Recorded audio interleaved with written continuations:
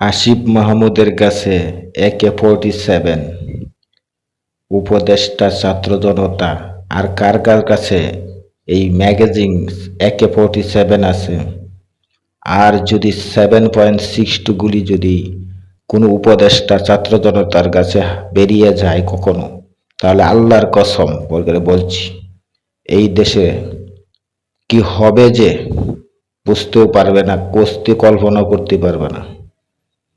আমি চাই, জাতি জানতে চায় AK-47 কতজনের কাছে আছে। আসিফ মাহমুদের বাসায় কি 7.62 গুলি আছে? আরেকটা বলে দেই, যারা এই জুলাই যুদ্ধে আন্দোলনে যারা মারা গেছে তাদের পোস্টমর্টেমটা করা হোক, যাতে ওরাও জানতে পারুক যে আমরা কি কারণে মারা গেছি।